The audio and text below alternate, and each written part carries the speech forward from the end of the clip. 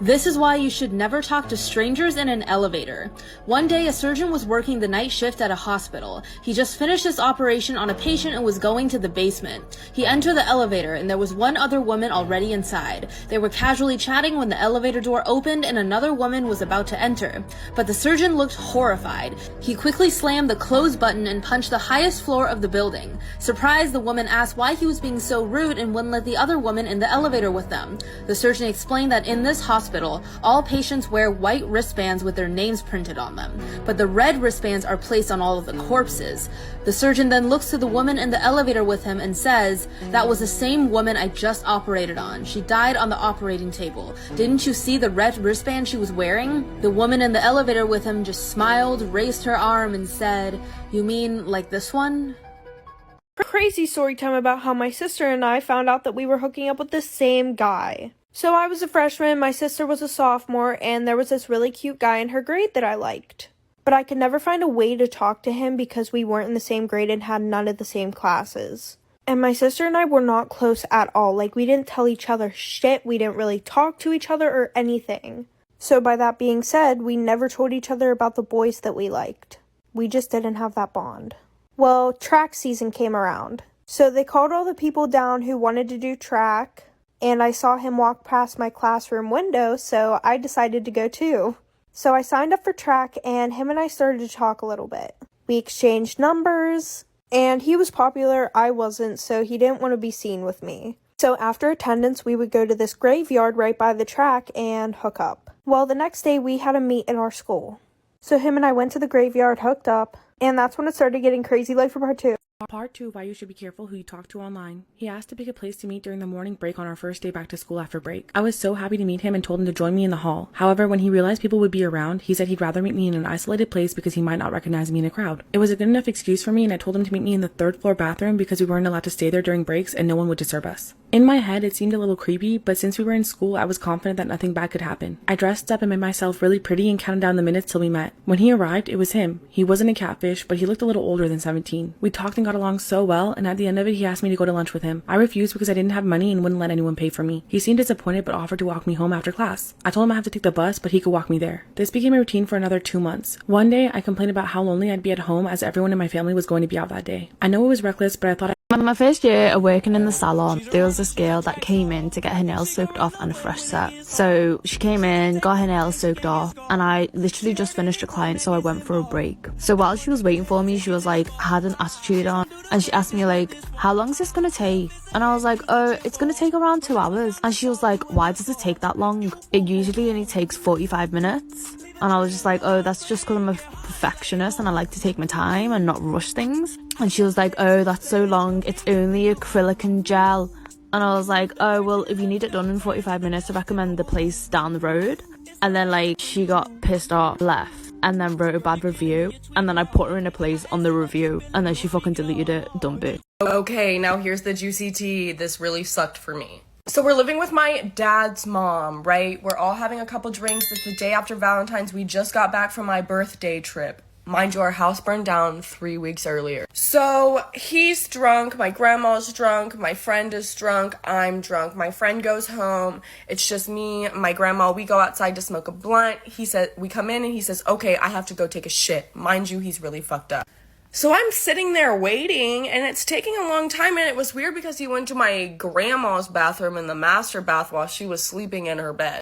So I get up, and I'm like, damn, I should go help him. Maybe he's too drunk. Maybe he fell in the toilet or something. So as I'm walking towards the bedroom, I hear somebody say, I need it.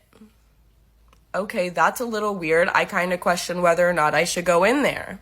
Follow the next video for part 2. Storytime about the toxic boy that I almost started dating. So a little background information. Him and I both met on a set of a movie that we were in. Well, a few days into filming, he asked me out. So of course I said yes. And it was literally the most amazing first date ever. So he asked for a second date, and I said yes, of course. And the second date was terrible. He literally just tried to get in my pants the whole time. So then he asked me for a third date. And for some reason I said yes, hoping that it was not anything like the second date. And he didn't show up. So I pretty much got stood up.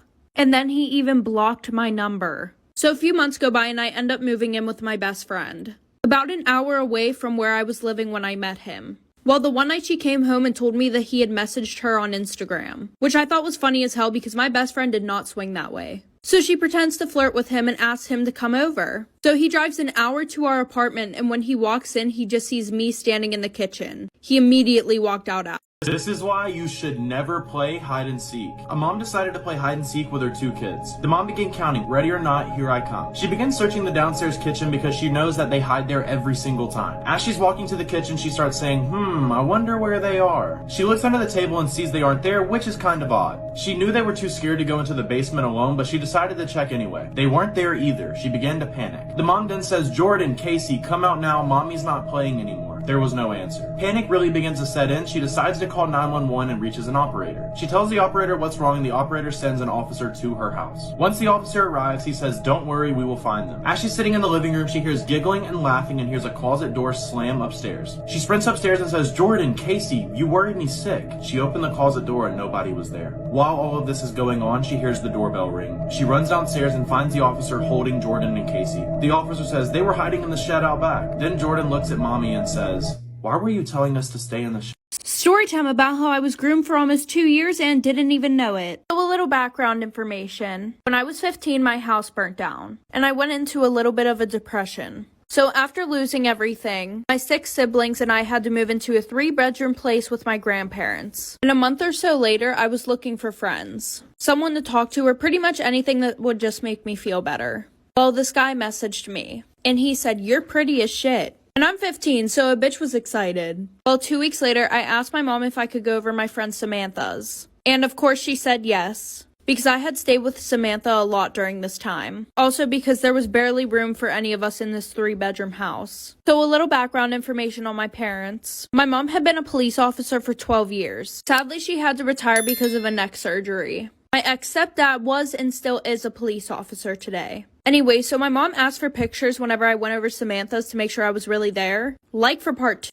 This is why you should never leave the table when you're on a blind date. One of my best friends and I worked at the same restaurant. When I came in later that day from my shift, she told me a crazy story. She said that her first table were this guy and this girl, and she could tell they were on a first date. The girl was nervous, so she ordered a glass of wine. As far as she knew, the date seemed to be going well, and the girl got up to go to the bathroom. Right when my friend was about to come over and bring the silverware, she saw him put something in her wine.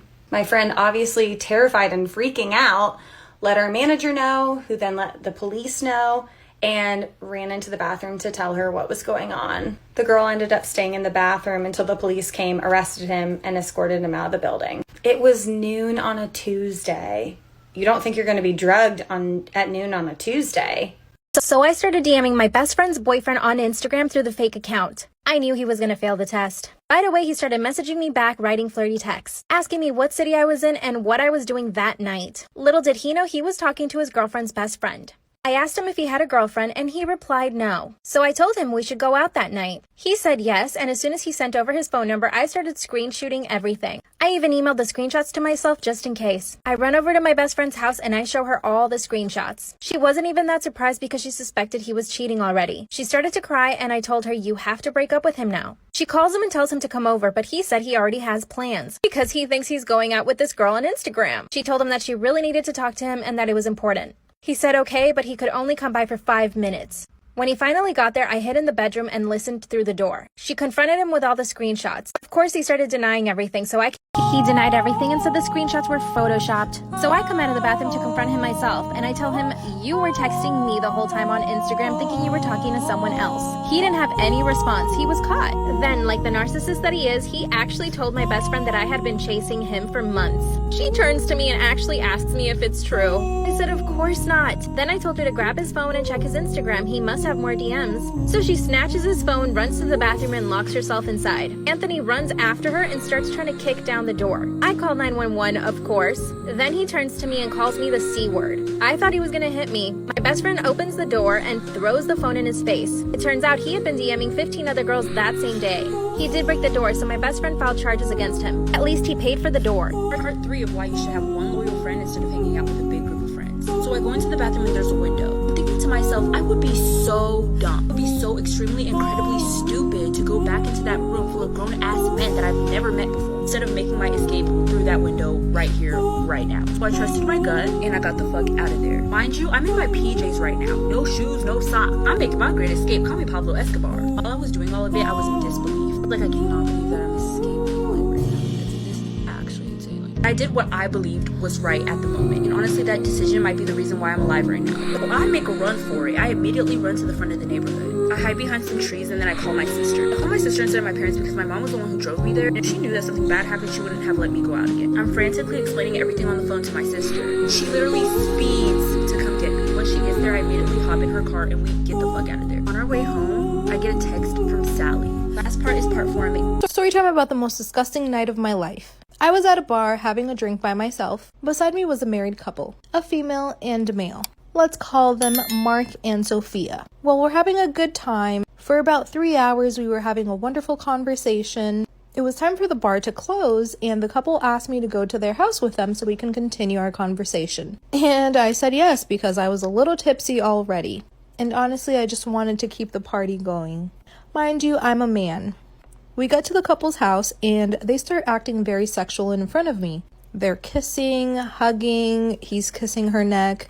I wasn't really paying attention. I was just drunk and I wanted to continue the party. 10 minutes go by and the guy offers me a glass of whiskey. And of course I take it. 5 minutes after that, he asked me to go to the bedroom. I was hesitating it because I didn't know for what.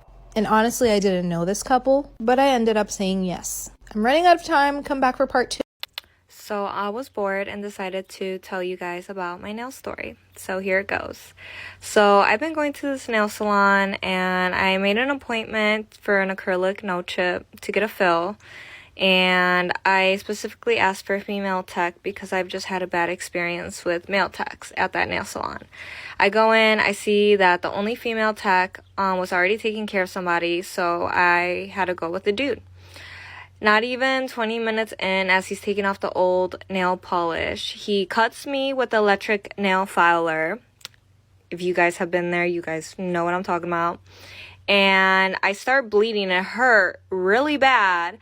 And let me just show you how my nail looked. You see that? That's it healed, okay?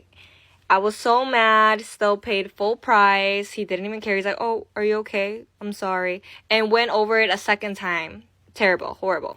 Am I the asshole for calling out my kid's future stepmom for treating me like a surrogate? I, 29 female, dated a guy, Joe, 30 male, for 3 months before he left me to go back to his ex, Kim. Right after we broke up, I found out I was pregnant. I let him know and he was ecstatic. Turns out his girlfriend had fertility issues and would likely never be able to get pregnant naturally, and he has always wanted to be a father. Joe was only allowed at the initial appointment because of COVID, and we found out I was having twins. According to Joe, when he told Kim, she had a mental breakdown about infertility and wanted to talk to me. I met them at their house, and Kim stated that she wanted to be involved in my pregnancy because she would eventually be the children's stepmother. She started telling me that I needed to do a home birth, that I needed to do formula feed so that they could have the babies half of the week, that she wanted one boy and one girl, and that she wanted the kid to call her mama. Hope you guys liked this video and found it helpful. If you did, make sure you give it a thumbs up and subscribe to this channel. It does help support us and lets know what videos you guys want to see.